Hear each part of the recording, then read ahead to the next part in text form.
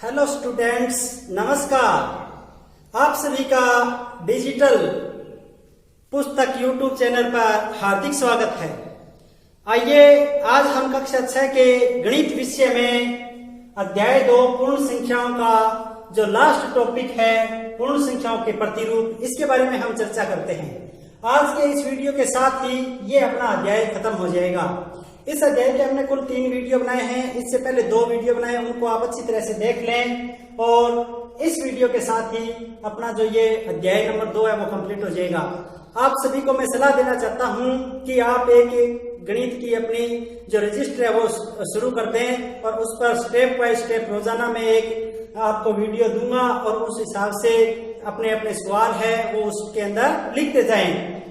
आज हम पूर्ण संख्याओं के अंदर अपना जो लास्ट टॉपिक है वो है पूर्ण संख्याओं के प्रतिरूप। इसके बारे में चर्चा करेंगे। इस प्रतिरूपों में हम एक रेखा, एक आयत, एक त्रिभुज और एक वर्ग हम बनाएंगे अपने दिमाग से कि संख्याओं को हम प्रतिरूपों के रूप में कैसे लिख सकते हैं।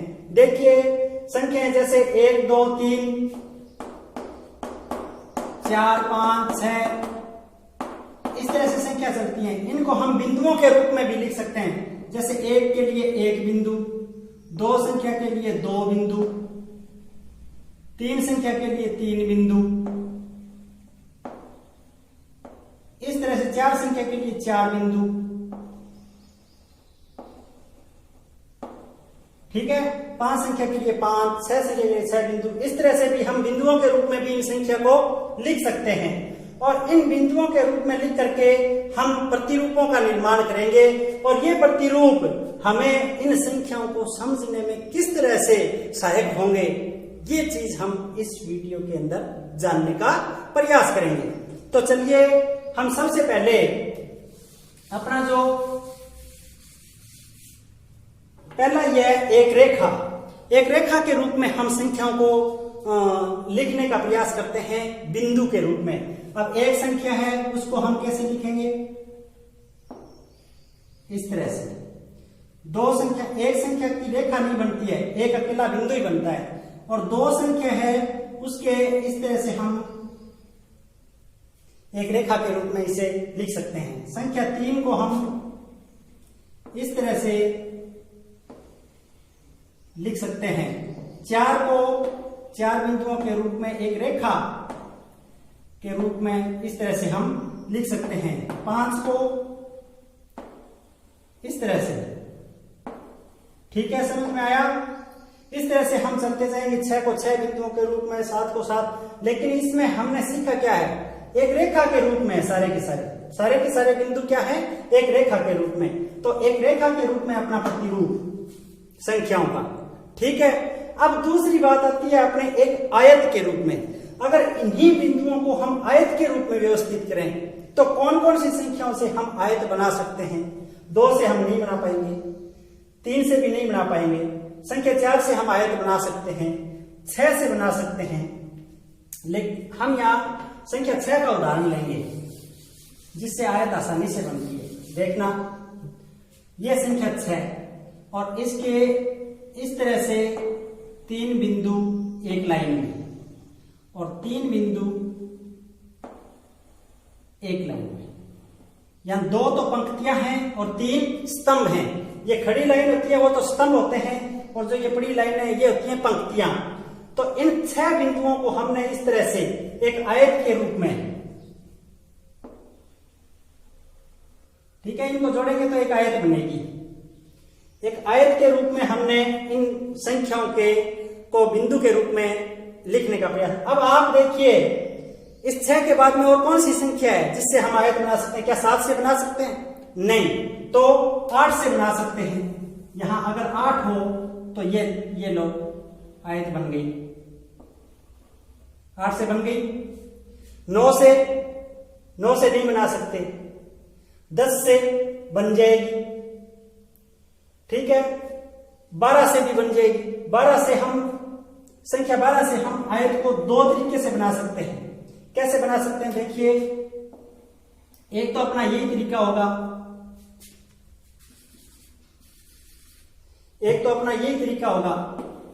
दो तो पंक्तियां और स्तंभ हो जाएंगे,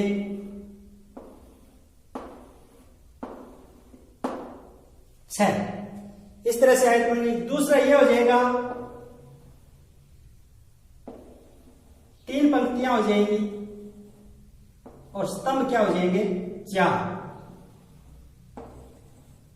इस तरह से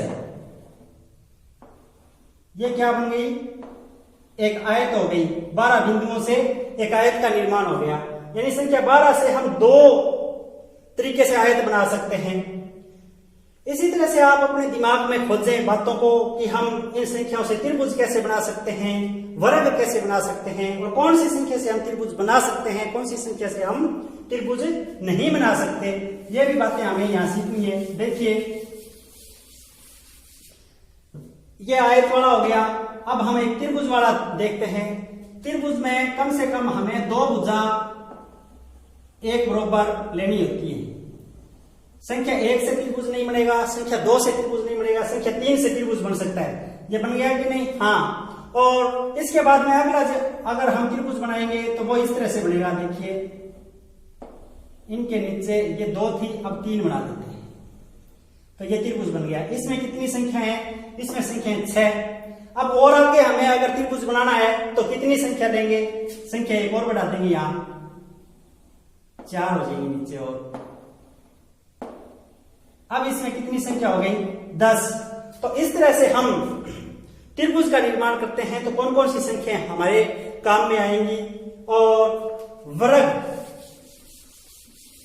वर्ग में कौन कौन सी संख्याओं से हम वर्ग बना सकते हैं? संख्या 1 से नहीं बनेगा, 2 से नहीं बनेगा, 3 से नहीं बनेगा, संख्या 4 से बन जाएगा ये वर्गाकार आकृति का भी हमें पता होना चाहिए। इतना ही नहीं है, अब हमें ये समझ में आना चाहिए वर्ग क्या होता है। वर्ग वो होता है कि जिनकी चारों भुजाएं एक बराबर हो। ये भुजा, ये भुजा, ये भुजा, ये भुजा, इनकी जो लंबाई है वो एक जैसी हो, उसको हम वर्ग कहते हैं। तो 4 बिंदु होंगे और वो एक समान दूरी पर रखे हैं तो वर्गाकार आकृति बन जाएगी। और ये इसके अंदर एक वर्ग बनाने के लिए कम से कम 4 संख्या हमें जरूरी है। इसके बाद में अगर हम वर्ग बनाएं तो क्या 5 संख्या से बना सकते हैं? नहीं। 6 से नहीं, 7 से नहीं, 8 से नहीं, तो 9 से बना सकते हैं। अगली संख्या आएगी 9। कैसे बनेगा? देखिए, 3 तो हम स्तंभ ले लेंगे और 3 ही पंक्तियां ले लेंगे। अब आप समझ गए होंगे कि वर्ग में कौन कौन सी संख्याएं काम में आती है। तो यहां 9 संख्याओं से एक वर्ग बन सकता है। अगला जो वर्ग बनेगा उसके लिए कम से कम 16 संख्याओं की जरूरत है, और उससे अगला वर्ग बनेगा उनके लिए कम से कम 25। जैसे ये कोई संख्या है, उनके वर्ग होते हैं 2 × 2 4, 3 × 3 9, 4 × 4 16, 5 × 5 25। इस तरह से ये संख्याएं जिनसे हम वर्ग बना सकते हैं। अब हमने ये बातें सीखी कि संख्याओं से, पूर्ण संख्याओं से हम प्रतिरूपों का निर्माण कैसे करते हैं, रेखा के रूप में, आयत के रूप में, त्रिभुज के रूप में, वर्ग के रूप में। आपको अच्छी तरह से समझ में आया होगा। एक यहाँ मैं टेबल बना रहा हूं और उस टेबल में आपको हाँ और नहीं यही लिखना है, बस हाँ और नहीं। इसमें लिखा हमने रेखा, इसमें लिखा हमने आयत, इसमें लिखा हमने त्रिभुज, और इस खाने में लिख दिया हमने वर्ग। ये चारों बातें लिख दी। और यहां से हम संख्या ले लेंगे 2 3 4 5 6, इस तरह से चलेंगे हम। और इनके हमने इस तरह से खाने बना दिए। अब देखिए, संख्या 2 से हम रेखा बना सकते हैं क्या? बिल्कुल बना सकते हैं। तो हाँ, गुड का निशान। 2 से आयत नहीं बना सकते, त्रिभुज नहीं बना सकते, वर्ग नहीं बना सकते। इस तरह से इस सारणी को हमें पूरा करना है। यहां मैं 5 तक तो बना लेता हूं, आगे 6 7 8 की आप पूर्ति करें। 3 से हम रेखा बना सकते हैं, आयत नहीं बना सकते, त्रिभुज बना सकते हैं। आपने देखा 3 बिंदुओं से हमने बनाया था ना, वर्ग नहीं बना सकते। 4 से हम रेखा बना सकते हैं, 4 से आयत भी बना सकते हैं, त्रिभुज हम नहीं बना सकते और वर्ग भी बना सकते हैं। 5 से हम रेखा बना सकते हैं, आयत नहीं बना सकते, त्रिभुज नहीं बना सकते, वर्ग भी नहीं बना सकते। इस तरह से संख्या 6 से हम कौन कौन सी आकृतियां बना सकते हैं और कौन सी आकृतियां नहीं बना सकते, इसके लिए आप इस सारणी को आगे बढ़ाएं और अभ्यास करें। देखिए ये प्रतिरूप दिए हैं, इनका आपको अध्ययन करना है। यहाँ सबसे पहले ये बात दी है कि 117 प्लस में 9 या 117 प्लस में 10 माइनस 1, ये जोड़ की प्रक्रिया है, ये भी जोड़ और घटाव की प्रक्रिया। इनमें से आपको सरल कौन सा लगता है? 117 में 9 जोड़ना सरल लग रहा है या 117 में 10 जोड़ करके 1 घटाना? मैं ये कहूंगा कि ये आपको बहुत सरल लगेगा। क्यों?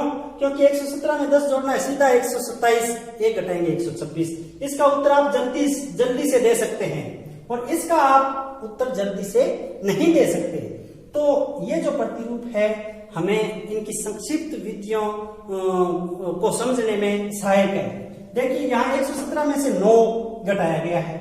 117 में से हम 9 घटाते हैं तो हमारे दिमाग में एक हिचक सी रहती है, लेकिन 117 में से 10 घटा करके 1 जोड़ते हैं तो आप अपने दिमाग के अंदर मौखिक रूप से बहुत आसानी से हल कर सकते हैं। 117 में 10 घटाए 107, 1 जोड़ दिया 108, तो इसका उत्तर आप बहुत फटाक दे सकते हैं 108। इसका उत्तर आप बहुत जल्दी दे सकते हैं 126। ठीक है, तो और इनका उत्तर देने में आपको थोड़ा सा दिमाग में झिझक रहेगी। तो ये जो संक्षिप्त विधियां हैं ये हमें हमारे मस्तिष्क में सरलता से हल करने के लिए प्रेरित करती है। यहाँ हम इन्हीं प्रतिरूपों का अध्ययन, गणित के जो सवाल हैं उनको सरलता से, जोड़ घटाव की प्रक्रिया, गुणा की प्रक्रिया, उनको सरलता से करने के लिए हमें इन चीजों को सीखेंगे। अब एक आपको यहाँ यहीं पर बता देता हूं कि यहाँ अगर 99 जोड़ने के लिए बोल दिया जाता और यहाँ 99 घटाने देने के लिए बोल दिया जाता तो और कठिन लगता है। 9 था, वो छोटी संख्या थी। अब 99 ऐसे लगता है हमें कि इसमें जोड़ेंगे तो हमें टाइम लगेगा, लेकिन यहाँ अगर हमें ये कह दिया जाए कि 100 जोड़िए जनाब और 1 घटा दीजिए उसमें, तो बहुत आसान होगा। और इसी तरह से अगर इसमें से 100 घटा दें और 1 जोड़ दें तो भी हमें बहुत आसानी रहेगी। देखिए यहाँ 117 में 100 जोड़ेंगे 217, बताइए सरल सा है, और उसमें से 1 घटा देंगे तो 216। इतना आसानी से हमने इसको हल कर दिया।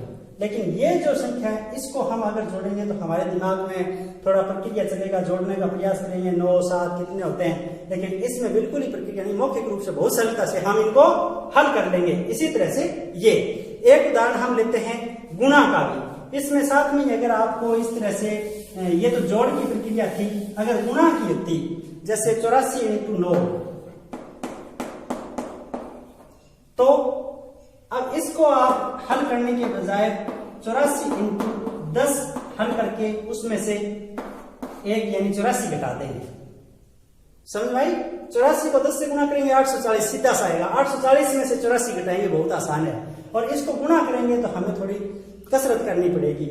इस तरह से ये जो किसी भी संख्या को गुणा करना है, योग करना है, ये जो संक्षिप्त विधियां हमें यही बात बताना चाहती हैं कि ये जो प्रतिरूप है हमें इन प्रश्नों को सरलता से हल करने के लिए प्रेरित करते हैं। चलिए हम अब प्रश्नावली 2.3 को पढ़ते हैं। इसमें 2-3 सवाल हैं, उन सवालों को हम हल करके अपने इस वीडियो को यहां विराम देंगे। प्रश्नावली 2.3 का पहला सवाल बोर्ड पर उपस्थित है। पहले सवाल में लिखा गया निम्नलिखित में से किससे शून्य निरूपित नहीं होगा। यानी यहां 4 ऑप्शन दे रखे A, B, C और D। इनमें से किसका उत्तर 0 नहीं होगा? निरूपित नहीं होने का मतलब इनका उत्तर 0 नहीं होगा। तो देखिए एक में जब हम 0 जोड़ते हैं तो कितना उत्तर आएगा? A। 0 को 0 से गुणा करते हैं तो कितना उत्तर आएगा? 0। 0 में 2 का भाग देते हैं तो उत्तर कितना आएगा? 0। 10 में से 10 गए 0, 0 में 2 का भाग दिया तो 0। तो 1, 2, 3 इन तीनों ऑप्शनों से तो शून्य निरूपित होगा। इस ऑप्शन से शून्य निरूपित नहीं होगा, तो अपना उत्तर आएगा इसका A। यहां देखिए मैं एक बात और बता देता हूं, कोई नहीं बताता है। प्रश्नावली का अर्थ क्या होता है? प्रश्नावली एक हिंदी का शब्द है, प्रश्नों की अवली, प्रश्न प्लस अवली, प्रश्नावली। तो यहाँ अवली मानी होता है पंक्ति, प्रश्नों की पंक्तियां, जिनको हम प्रश्नावली बोलते हैं।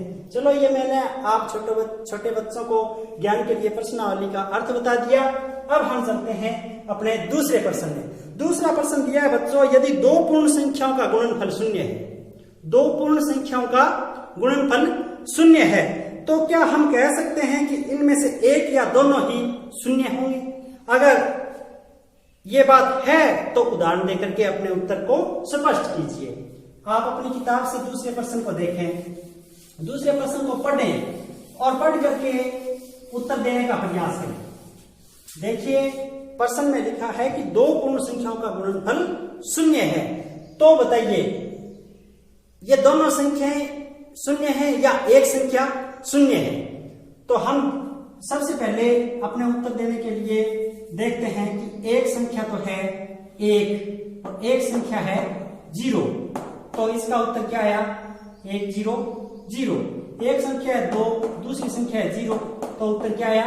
0। एक संख्या है 3 और एक संख्या है 2, तो उत्तर क्या आया? 6। इन दो संख्याओं में से एक संख्या 0 है, तब तो 0 आ रहा है। इन दो संख्याओं में से कोई सी भी 0 नहीं है, तो कोई ना कोई संख्या आ रही है, 0 नहीं आ रहा है। अगर दोनों ही संख्या 0 है तो 0 × 0 बराबर 0। तो देखिए इस प्रश्न का जवाब ये है कि जब दो पूर्ण संख्याओं के गुणनफल का मान 0 आ रहा है तो उनमें से एक संख्या तो शून्य निश्चित रूप से हो ही होगी, दोनों भी शून्य हो सकती हैं, नहीं तो एक संख्या तो निश्चित रूप से शून्य होगी। अगर इनमें से दोनों शून्य नहीं है और एक संख्या भी शून्य नहीं है, तो अगर कोई संख्या है तो उनका उत्तर है जो गुणनफल है वो शून्य नहीं आएगा, कोई ना कोई संख्या जरूर आएगी। जैसे हम 1 गुना में 1 ले ले तो 1 आएगा, 2 गुना में 1 ले ले तो 2 आएगा, कोई ना कोई संख्या जरूर आएगी। दो पूर्ण संख्याओं का गुणनफल है तो उनमें से एक संख्या शून्य है, तो जवाब शून्य आएगा। अगर दोनों शून्य है तो शून्य आना ही है, लेकिन एक शून्य तो भी शून्य आएगा। चलिए अब हम तीसरा प्रश्न हल करते हैं।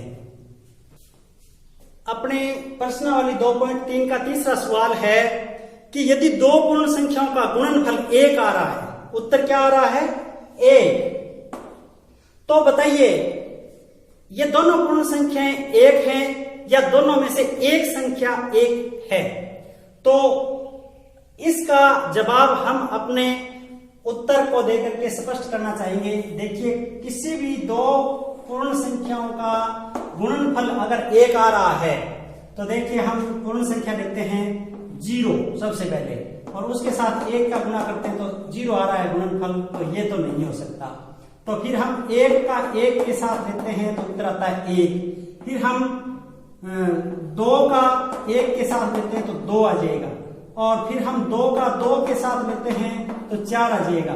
फिर हम 3 का 1 के साथ लेते हैं तो 3 आ जाएगा, 3 का 2 के साथ लेते हैं तो 6। इसका मतलब आगे जाएंगे तो ये बढ़ती जाएगी, कम नहीं होगी।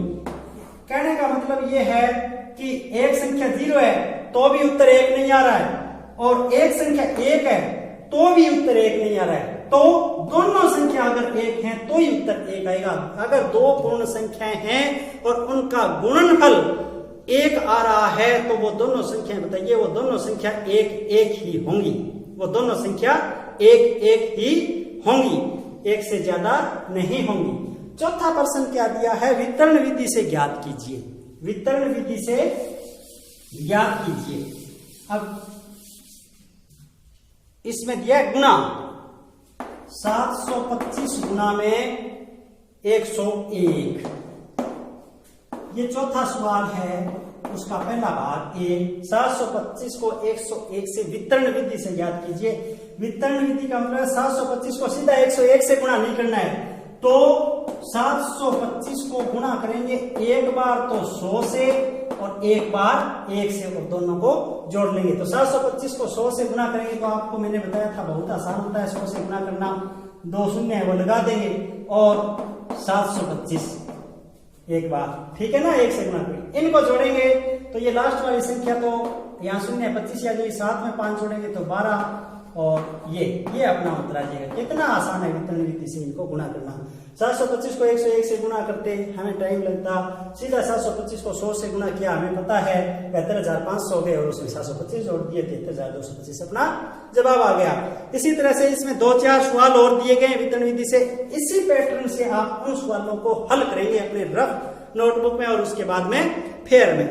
अपना प्रश्न नंबर 5 है, वो दिया गया कि निम्न प्रतिरूप का अध्ययन करके अगले 2 चरण लिखिए। देखिए यहाँ 1 से 8 को गुणा करके 1 जोड़ा गया है, 1 को 8 से गुणा करेंगे तो 8 + 1 9। इसी हिसाब से अब यहाँ 1 के आगे 2 लिख दिया गया है और यहाँ पर भी 2 लिख दिया गया और इसका 9 8 1 2 3 इस तरह से ये बढ़ रहा है 1 2 3 4 1 2 3 4 5 और ये 1 2 3 4 5 ये प्रतिरूप बढ़ रहा है। यहाँ 9 तो सीधा है ही, अब की बार 8 आ गया, अब की बार 7 आ गया, अब की बार 6 आ गया, ठीक है, और ये 5 आ गया। इस तरह से अगले 2 और लिखने हैं। तो इस प्रतिरूप का अध्ययन करने के बाद में तो हमें आगे के 2 क्यों कितने चरण लिखा लो, हमें कोई दिक्कत नहीं आने वाली।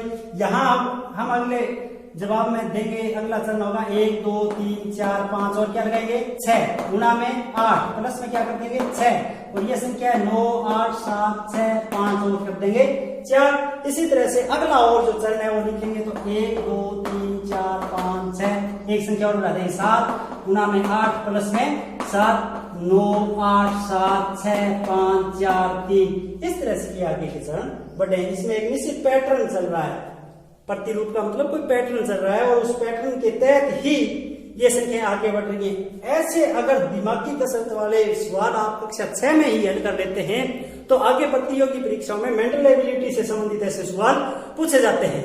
अब आप ऐसे सवालों से अभी परिपक्व हो जाएंगे, यानी कि आप लोग ऐसे सवालों का हल अभी ढूंढ लेंगे तो आगे आने वाले समय में आपको कोई किसी तरह की परेशानी से नहीं गुजरना पड़ेगा।